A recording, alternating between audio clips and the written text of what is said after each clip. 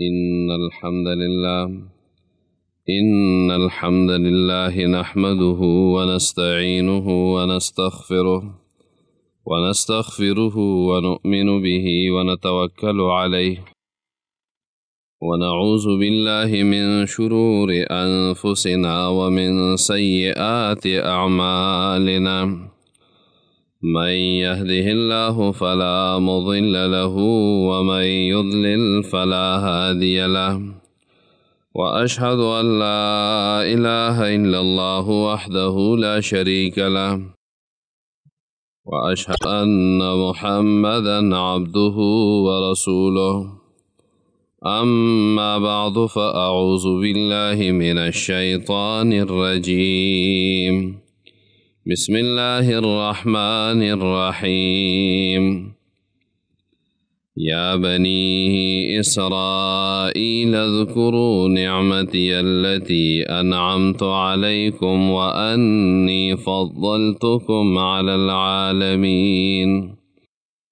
واتقوا يوما لا تجزي نفس عن نفس شيئا ولا يقبل منها شفاعة ولا يؤخذ منها عدل ولا هم ينصرون وإذ نجيناكم من آل فرعون يصومونكم سوء العذاب يذبحون أبناءكم ويستحيون نساءكم وفي ذلكم بلاء من ربكم عظيم. زمان دین اسلام ډیرو قدرمندو عزتمندو مسلمانانو رونو او ډیرو عفتناکو پاک دامنو په دین باندې مینو په خپلو کورونو چار دیوارو کې با فرده ناستو خویندو میندو السلام علیکم ورحمت الله وبرکاتہ. نو قرآن کریم د ترجمه او د تفسیر دا درس تاسو اورئ چې د دې نه مخکې موږ د سورة البقره 46 آیتونه مبارکه د هغې لفظي ترجمه او د هغې تفسیر دا بیان کړو. نننی زموږ درس دی د سورة البقره 47 نمبر آیت مبارکه نه د 49 نمبر آیت مبارکه پورې د دې آیتونو مبارکه او زاول لفظي ترجمه کوم. د هغې نه بعد بیا راځو د دې وضاحت او تفسیر طرف ته. الله رب العالمین فرمایي یا بني اسرائیل اے اولاد د یعقوب علیہ السلام اذکرو رایات کئی نعمتی التی نعمتنا سما اغا انعمت علیکم چې ما انعام کړو په تاسو باندې وانی فضلتکم او یقینا فضلتکم ما تاسو غوره کړي وی علی العالمین په ټولو مخلوقاتو د خپلې زمانې. واتقوا ویریږئ یوما د هغې ورځې نه لا تجزي چې بدله به نشي ورکولی نفس عن نفس شیئا یو نفس د بل نفس د طرف نه د هیڅ څیز یو نفس د بل نفس مجرم د طرف نه د یو مجرم نفس د طرف نه بدله نشي ورکولی بل نفس ولا يقبل منها او نه به قبلېدی شي د هغه نه شفاعت سفارش ولا یؤخذ منها عدل او نه به اخیستلی شي د هغه نه فدیه ولا هم ینصرون او نه به دوی سره مدد وکړی شي.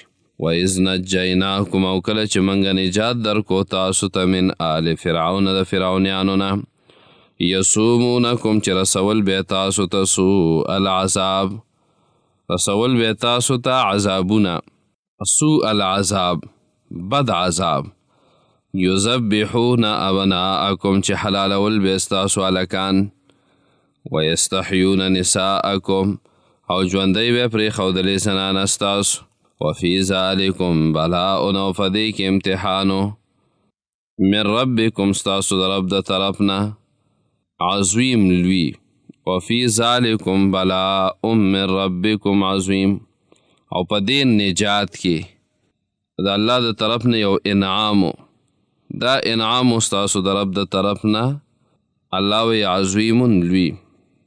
په دې آیتونو مبارکو کې بنی اسرائیل ته خطابات دا شروع دي. اولنی خطاب د دې آیت مبارکه پورې بیان شو. اوس د دې آیت مبارکه نه 62 نمبر آیت مبارکه پورې دویم خطاب دی. بیا د 73 نمبر آیت مبارکه پورې دریم خطاب، د 82 نمبر آیت مبارکه پورې څلورم خطاب، او د 86 نمبر آیت مبارکه پورې پنځم خطاب، او د 96 نمبر آیت مبارکه پورې شپږم. دا به بیان شي. نو دا شپږ خطابات دي او دا د بني اسرائیلو سره خبرې دي. په دې خطاب کې د 8 انعاماتو بیان او تذکره الله رب العالمین کوي. د 8 انعامات او د دې انعاماتو په مقابله کې ایمان راوړل پکار دي. او 2 عذابونه بیانوي چې دې ته تذکیر بالنعم والنقم وایي، چې الله رب العالمین تذکیر ورکوي په ذکر کولو د انعاماتو باندې، او تذکیر ورکوي په ذکر کولو د عذابونو باندې چې دا خلک سم شي. څوک به انعاماتو ته وګوري سم به شي، څوک به د عذابونو نه ویریږي نو په هغې باندې به سم شي. نو دا خلک به برابر شي، سم به شي په دې باندې. او دا خبره ورته بیانوي چې ستاسو په پلار نیکه باندې انعامات شوي او په تاسو هم شوي دي، نو تاسو ولې ایمان نه راوړئ؟ زدونه مه کوئ. او که ایمان هم رانه وړو نو څنګه چې ستاسو په مخکینو باندې عذابونه راغلي دغه شان به په تاسو هم راشي. نو ترغیب او ترهیب دواړه بیانوي. انسان کې چې کله اهلیت نو یا په ترغیب باندې سم شي یا په ترهیب باندې، او چې په دواړو باندې نه سمیږي نو د کې د سره اهلیت نشته دی، دا بغیر د سیزلو نه او د جهنم نه بیا سمیږي نه. یا بني اسرائیل په دویم ځل دا ذکر وکړو، ځکه مخکې د انعاماتو تذکره وه په موجوده بني اسرائیلو باندې، دلته تذکره ده د هغه نعمتونو چې په پخوانو باندې الله رب العالمین کړي. بعضې وایي چې په دې ځای کې دویم ځل چې راوړو نو دا تاکیدن ذکر دی، ځکه وایي د دې دپاره چې دا مقدمه شي د راتلونکو نورو نعمتونو دپاره. وانی فضلتکم علی العالمین. هلته موږ وضاحت کړی چې بني څه معنی ده، د اسرائیل څه معنی ده، او دا چاته ویلی کېږي، دا ټول وضاحت مخکې درس کې شوی و. وانی فضلتکم علی العالمین، چې الله رب العالمین تاسو له غوروالی درکو نو تاسو له شکر ادا کول پکار دي.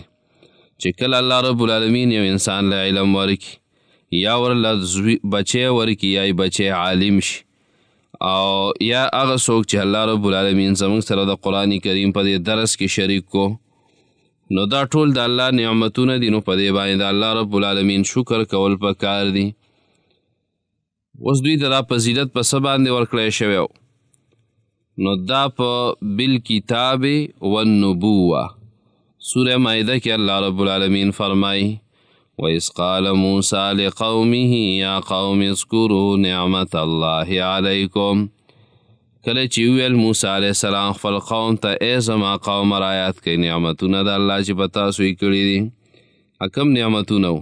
اذ جعل فیکم انبیاء، چې په تاسو کې پیغمبران راولېږل، وجعلکم ملوکا، او تاسو یې بادشاهان جوړ کړئ، وآتاکم ما لم یؤت احدا من العالمین، او نور هم تاسو له هغه څه درکړي چې نورو خلکو له یې نه دي ورکړي.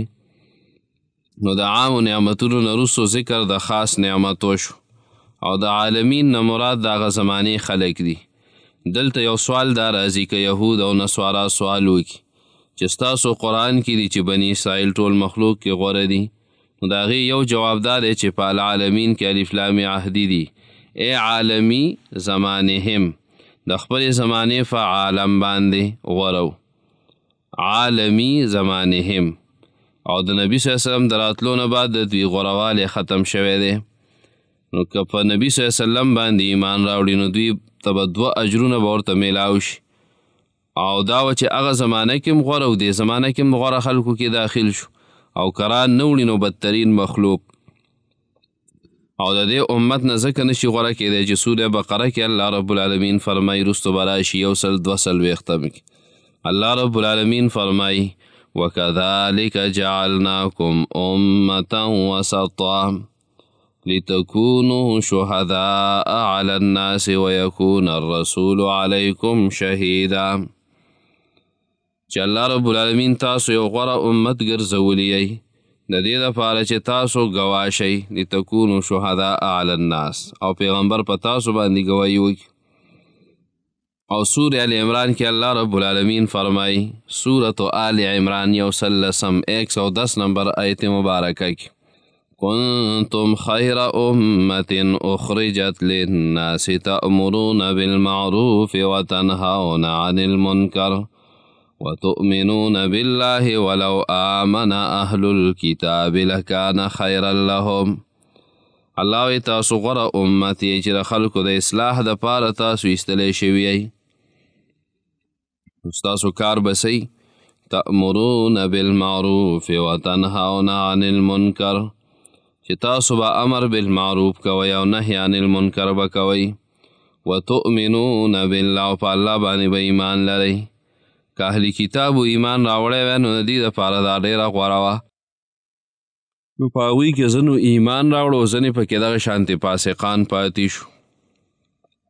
دویم جواب د دې دا دی چې دوی ته دا فضیلت ورکړی شوی او چې انبیا پکې راغلي او کتابونه دوی له الله رب العالمین رسولان او دغرنګې کتابونه نور دا امت غوره دی. ذکر حدیث کې راغلی رسول الله صلی الله علیه وسلم فرمایي چې دا امت به اول جنت ته داخلیږي او د دوی سره به اول حساب کتاب کیږي. دنیا کې د دوی وخت لږ دی خو اجرونه ډېر دي. پخوا ګورئ د بني اسرائیلو ډېر عمرونه. نو په دې آیت مبارکه کې الله رب العالمین وفرمایل چې زما نعمتونه را یاد کوئ، هغه چې ما نعمتونه کړي په تاسو باندې او غوروالی مې درکړی په عالم. اوس وایي واتقوا یوما لا تجزي. په دې آیت مبارکه کې الله رب العالمین تخویف او یره ورکوي، ځکه چې په دې سره په ټولو احکامو باندې عمل کیږي او دا باعث دی په شکر د نعمتونو باندې. مطلب دا دی که تاسو ایمان را نه وړئ او په دې حال کې تاسو قیامت ته راشئ نو ګورئ بیا پکې رشته دار نه چلیږي، سفارشونه پکې نه چلیږي، رشوتونه پکې نه چلیږي، ډله ټپله پکې نه چلیږي، طاقت او قوت پکې نه چلیږي، اسلحه پکې نه چلیږي، چال چلن پکې نه کیږي، تیښته پکې نه کیږي. نو الله رب العالمین فرمایي واتقو، تقوا یې ذکر کړه چې په دې کې یری سره د بچاو. نو نفس یریدل کار نه کوي تر څو پورې چې نیکو اعمالو باندې بچاو نی راغلی. یره به هم پکاري، د یرې سره سره به د ځان بچاو دپاره نیک اعمال کې. نو دې ته واتقو یومن، د دې نه یومن ورځ، د دې نه د قیامت ورځ مراد ده چې دا 50,000 کاله ده. لا تجزي یو معنی ده لا تکفي، نه کافي کیږي. دویم لا تغني، نه بشي دفع کولی. او دریم بدلی ورکولو ته ویلی کیږي. نفس دا لفظ قرآن کریم کې 114 کرته راغلی دی. کله په معنا د روح سره لکه سورة الانعام کې به راشي 93 نمبر آیت مبارک، اخرجوا انفسکم اليوم تجزون عذاب الهون. نو دلته په معنا د روح باندې دی چې دا روح تی راوباسئ. او دغرنګې سوره زمر کې به راشي 42 کې، الله يتوفى الأنفس حين موتها والتي لم تمت في منامها فيمسك التي قضى عليها الموت ويرسل الأخرى إلى أجل مسمى. الله رب العالمین اخلی دا روحونه په وخت د مرګ کې. نو دلته په معنا د روح باندې راغی والتي لم تمت، او هغه روحونه او هغه نفسونه چې لا مړه نه دي په خوب کې الله رب العالمین دا روح واخلي. کله دې نه روح مع الجسد دواړه مرادي، لکه دلته لا تجزي نفس عن نفس، نو دلته روح مع الجسد مراد. دا نفسونه په 3 قسمه دي، دا زده کوي. یو ته ویلی کېږي نفس مطمئنه، دویم دی نفس اللوامه، او دریم دی نفس الاماره بالسوء. دا 3 نفسونه ذکر کېږي. نفس مطمئنه وی دا ډېر اعلی نفس دی. سورة الفجر کې راغلی دی او دا یو روایت کې راځي چې کله ابن عباس رضی الله عنه وفات شو په قبر کې کېښو وی دې قبر نه یو غیبي اواز راغی چې یا ایتها النفس المطمئنه اے نفس مطمئنه ارجعی الى ربک راضیة مرضیة واپس شه خپل رب ته چې ته راضي کوونکی خپل رب لته راضي کوونکی او تم خوشحاله کړی شوی مرضیه. نو دا نفس مطمئنه هغه نفس دی چې دا ډېر اعلی دی، دا په نیکو اعمالو باندې بالکل مطمئن او خوشحالی او په هغې باندې دا انسان عادت کړی بالکل هر ټیم دی په نیکو اعمالو کې تکلیفونو سره عادتي برداشت هر څه پکې. دویم دی نفس لوامه په ګناه باندې ځان ملامته کول دا د مؤمنانو نفس دی. او لا اقسم بالنفس اللوامه قرآن کې ذکر راغلی دی. نو کله چې انسان ګناه وکړي دا نفس ملامته کوي چېرې دا ګناه دی ولې وکړه دا دی ولې وکړه نو دې ته نفس لوامه وایي.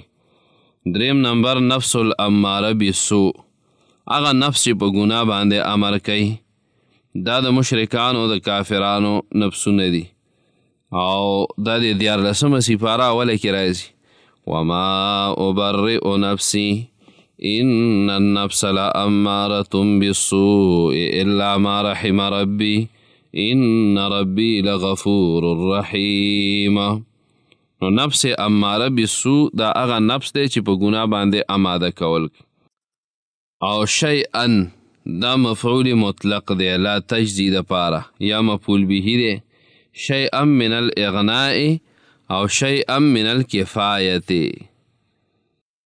شیئا من الاغناء دا به لا تغنی په معنا شي او شیئا من الکفایه نه کافي کیږي دا نفس د بل نفس طرف او نه تې دپه کولی شي نه څه دپه کولی شي څه عذاب او نه کافي کیږي.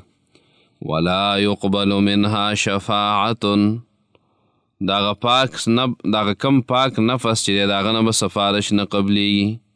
د منها ضمیر دی اول نفس ته راجع دی.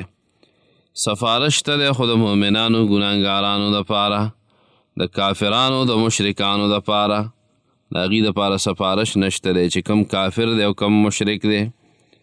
ولا یؤخذ منها عدل عدل فدیه او بدلې ته وایي نو پیسو باندې به هم کار نه کیږي.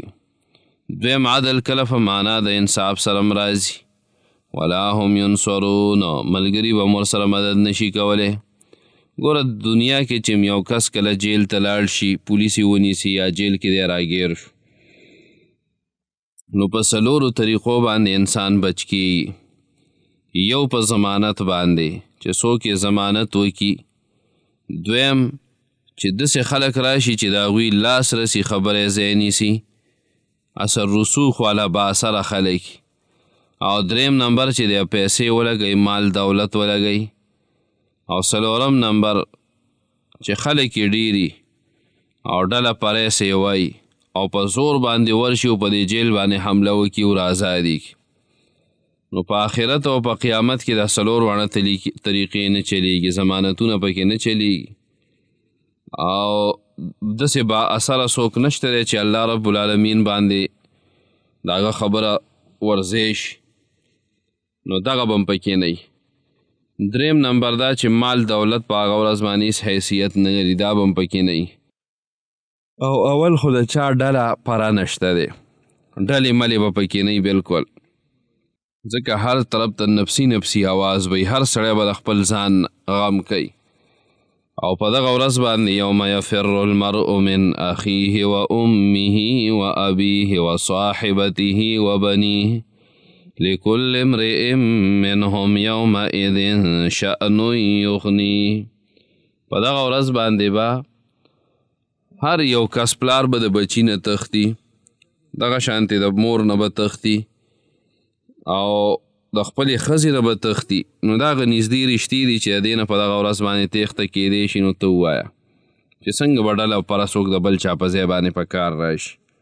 بلکې د سوره معارج کې الله رب العالمین فرمایي يود المجرم لو يفتدي من عذاب يومئذ ببنيه وصاحبته وأخيه وفصيلته التي تؤويه ومن في الأرض جميعا ثم ينجي.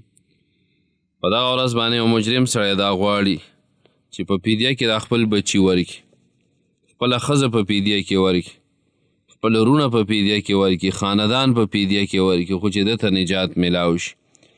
نو ډله پره پکې نه چلیږي. په دې کې بیا په دغه ورځ باندې دا څیزونه هلته نه چلیږي. شفاعت په لغت کې یو ځایوالي ته ویلی کېږي. نو په دې شفاعت کې یو پاک نفس چې دی، یو مجرم نفس د ځان سره یو ځای کړي. او شفاعت لفظ قرآن کریم کې 30 کرته راغلی دی. نو د شفاعت اولنی 2 قسمونه دي، یو دنیوي دی یو اخروي دی. بیا چې دنیوي کم شفاعت دی نو په 2 دی، یو شفاعت حسنه دی بل شفاعت سیئه دی. د حسنه په باره کې راځي چې اشفعوا فلتؤجروا، تاسو شفارش وکئ نو تاسو له به الله اجر درکړي. نیک سفارش دی وکړو، نیک سفارش. یو کس دی بیمار دی ډاکټر ته یې سفارش وکړو، او دغه شانتې یو ماشوم دی یو اداره کې داخلیږي تا ورله سفارش وکړو، مدرسه کې دی ورله سفارش وکړو، نیک سفارش. او قرآن کې الله رب العالمین فرمایي من یشفع شفاعة حسنه یکن له نصیب منها. چا چې یو نیک سفارش وکړو الله وایي د ده پکې حصه ده، او چا چې بد سفارش وکړو په ده باندې به یې بوجي. ومن یشفع شفاعة سیئة یکن له کفل منها، په ده باندې به بوجي. او شفاعت اخرویه چې کم دی د قیامته په 4 قسمه دی. نمبر 1 ګناهګارو له سفارش، لکه هر یو پیغمبر به خپل امت له سفارش کوي، یو د ګناهګارو دپاره سفارش دی. او 2 نمبر شفاعت د ملائکو ګناهګارانو لره، ملائک به هم ګناهګارانو مؤمنانو له سفارش کوي. 3 نمبر مؤمنان خپل منځ کې یو بل له سفارش به کوي، لکه حافظ قرآن به سفارش کوي، شهید به سفارش کوي، واړه ماشومان بچي چې چا وفات شي دا به سفارش کوي د خپلو مشرانو دپاره. نو د مؤمنانو خپل منځ کې سفارش کول. 4 نمبر د الله رب العالمین سفارش کول دی خپل ځان ته، د الله رب العالمین سفارش کول دی خپل ځان ته. لکه حدیث کې راغلی رسول الله صلی الله علیه وسلم فرمایي ولم یبق الا ارحم الراحمین، حدیث د مسلم دی. بیا سفارش یو ته شفاعت بالاذن وی، او 2 دی شفاعت قهری، 3 دی شفاعت بالوجاهه، او 4 دی شفاعت بالمحبه. دا سفارش نور اقسام دي. لکه سفارش یو دی شفاعت بالاذن، چې څوک چاته اجازت وکړي چې که ته وله سفارش کړې نو زه بیا دا کار کوم، دې ته شفاعت بالاذن وی. لکه الله رب العالمین به اجازت ورکړي نو د قیامت په ورځ باندې به هغه سفارش چلیږي چې انبیاو له اجازت ورکړي. دغه رنګې د څوک هم چې سفارش کوي نو هغوی له به الله رب العالمین اجازت ورکړي، او دا به سوره نبا کې راشي. چاله چې الله اجازت نی ورکړی سفارش نشي کولی. 2 دی شفاعت قهري، په زور په چا باندې یو کار کول، یو څیز پې منل، نو دې ته ویلی کېږي شفاعت قهري. نو د قیامت په ورځ باندې به دا شفاعت قهري نه وي. 3 دی شفاعت بالوجاهت، با اثر شخصیت دا سفارش له بوتلل. لکه ته چې په چا باندې کار کوې د هغه نه غټ سړی راولې و هغه ته یې په سفارش کې ودرې. نو د قیامت په ورځ باندې دا سفارشونه هم نشته چې څوک راشي چې د هغه دومره اثري. 4 نمبر شفاعت بالمحبه، یو کس دی لکه اکثر د علماء خلک چې چا به سفارش له بوځي نو دی خو نه سفارش بالاذني هغه ورته نی ویلي، نه شفاعت قهري، او نه داسې با اثره سړی دی دا چې ګنې د هغه مجبوره دی او خامخا به د خبره مني. خو د علماو سره خلکو یو محبت، یو دیني طبقه، یو نیک سړی څوک چې چا ته سفارش کې پیش کړي نو هغه د شرم ورځي، د حیا د وجې نه هغه وایي چې ته راغلی نو بس وایي ستا سفارش به زه قبول کړم. ورپسې آیت مبارکه وَإِذْ نَجَّيْنَاكُمْ مِنْ آلِ فِرْعَوْنَ يَسُومُونَكُمْ سُوءَ الْعَذَابِ. دلته الله رب العالمین تفصیل د نعمتونو بیانوي، تفصیل د نعمتونو. نو لوی انعامات ذکر کوي. لوی یو نجات د فرعون نه، نجیناکم من آل فرعون. دویم نجات د ډوبېدو نه، سمندر باندې تاسو پورې ورته یو اوبو ډوبولی نه. دریم نمبر هلاکت د فرعون. څلورم د شرک نه وروستو معافي کول. پنځم کتاب ول الله ورکړی. شپږم توبه ورله قبوله کړه. اووم نمبر بعث بعد الموت، د مرګ نه وروستو بیا ژوند. اتم نمبر دا مرګ په دوی باندې دنیا کې راغلی او بیا الله ژوندي کړو. اتم دا ده چې ورځ یې پرې سوری کړه ورځ. او نهم نمبر من او صلوا ول الله رب العالمین ورکړي. او لسم نمبر دا دی چې اوبې پرې نازلې کړي. دا لس لوی انعامات پرې الله رب العالمین کړي. نجات د فرعونیانو نه، نجات د ډوبېدو نه، هلاکت د فرعون، د شرک نه وروستو معافي کول، کتاب ورکول، توبه قبلول، بعث بعد الموت، د مرګ نه وروستو بیا را ژوندي کول. ورځ پرې الله رب العالمین سوری کړه، من او سلوای پرې نازل کړل. دغه رنګې اوبې پرې نازلې کړې، د اوبو انتظام یې ورله وکړو. دوی 12 قبیلې وې. موسی علیه السلام ته الله رب العالمین ویل چې د امسا باندې دغه کاڼی ووهه. چې هغه کاڼی په امسا باندې ووهه نو د هغې نه 12 چینې روانې شوې چې جنګ جګړه پرې نه وي که نه، هر چا له خپله چینه روانه وه. من آل فرعون، د آل فرعون نه مراد د هغه لښکر او تابعدار. آل په اصل کې د یو کس قومیانو ته ویلی کېږي، تابعدار او د هغه د مسلک و علادي ته ویلی کېږي. فرعون تعارف څه دی؟ دا څوک و؟ نو دا د مصر بادشاه او د مصر د بادشاهانو لقب هغه به فرعون و.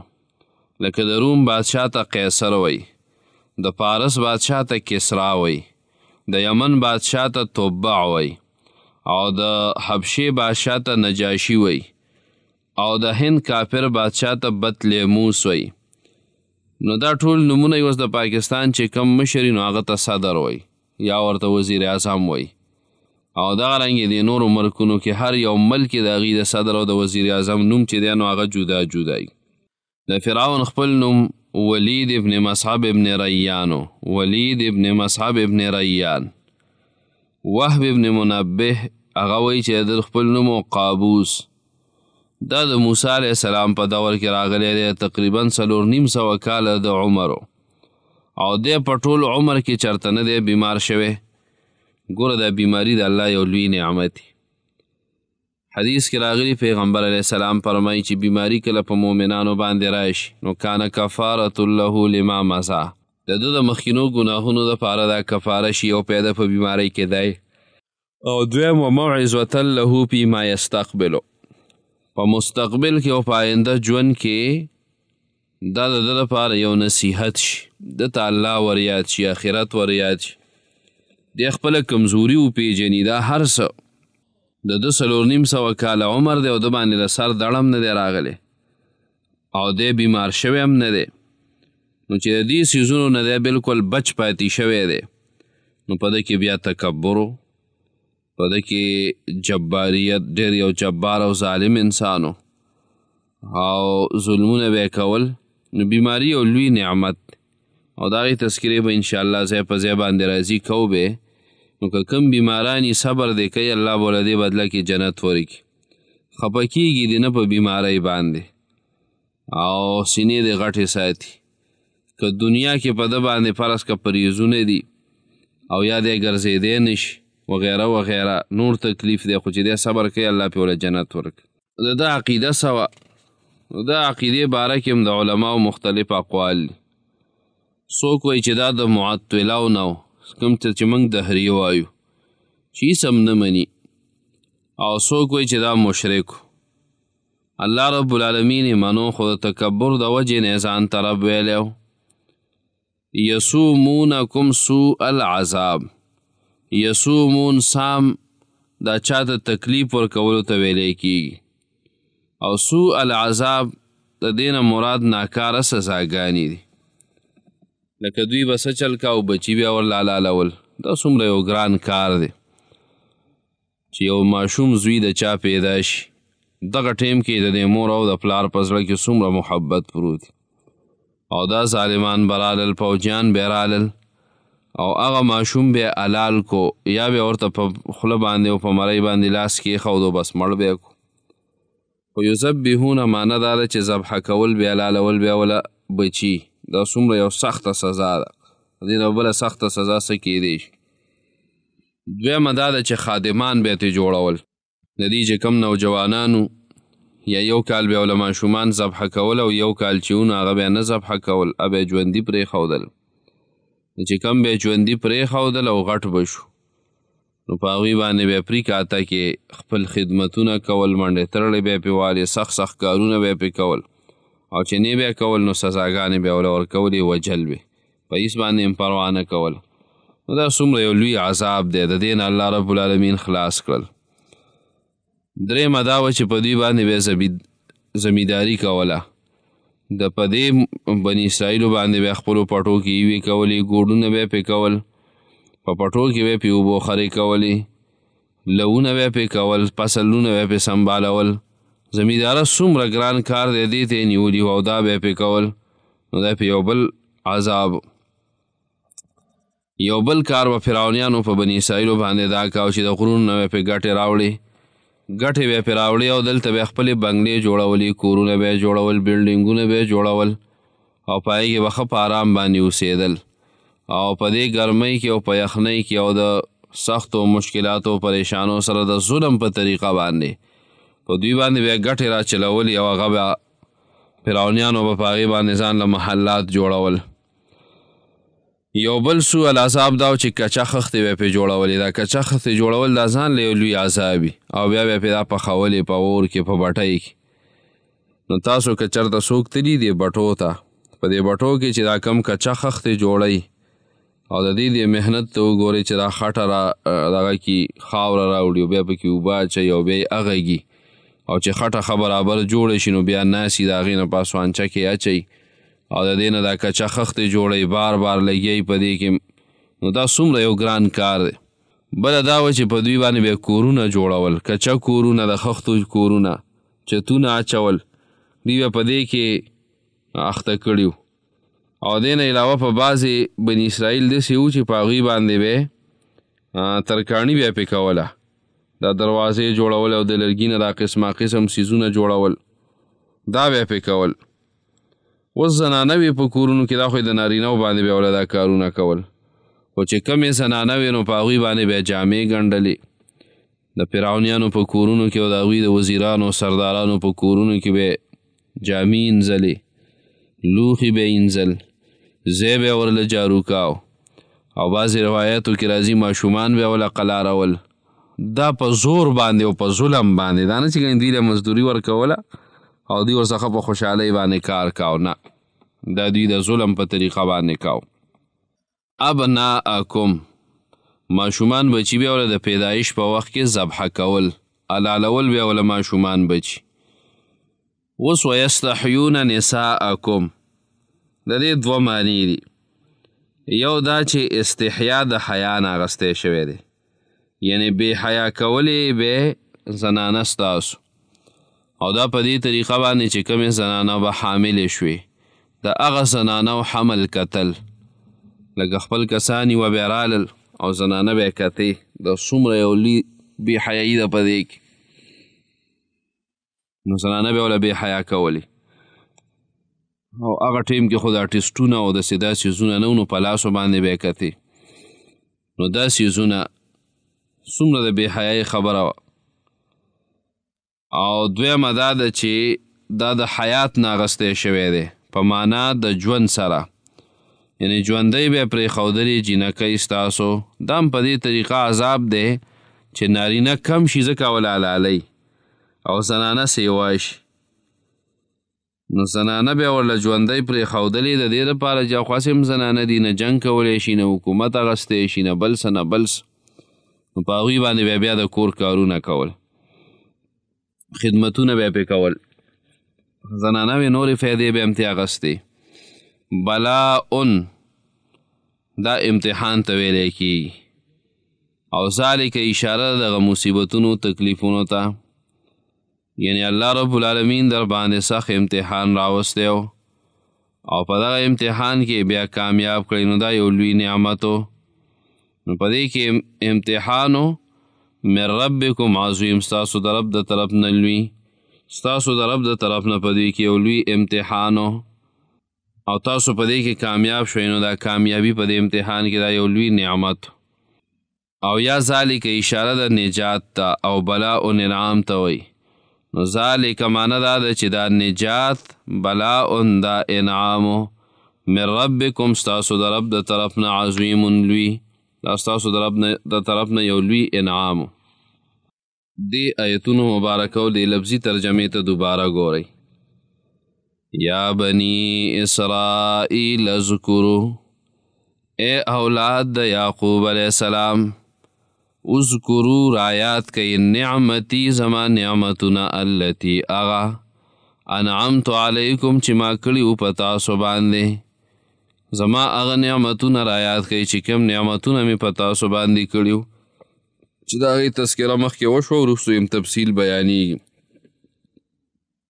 موسی علیه السلام دا هم د الله نعمت تورات یې ورته راولېږو دا هم د الله یو نعمت او بیا چې په دې سمندر باندې پورې باسل دا یم نعمت نجات د فرعون نه او هلته بیا من او سلوا هلته اوبه د دې انتظام یې ورله وکړو د ورېځې پې سوری کړې وه دا یې پې بل انعام نو نعمتي التي انعمت علیکم وانی فضلتکم او ما غوروالی درکړی او تاسو ته علی العالمین د هغه زمانې په خلکو باندې مشري به د دوی سره وه پیغمبران په دوی کې راتلل امامت دا به دوی کاو نو دا ټول غوروالی ول الله رب العالمین ورکړی او خلکو یې هم ډېر خیال ساتو خلافت او امارت او دغه رنګې مشري دا ټول دوی سره وه واتقوا الله وی ویریږئ یوما د هغې ورځې نه لا تجزي نفس عن نفس چې بدله به نشي ورکولی یو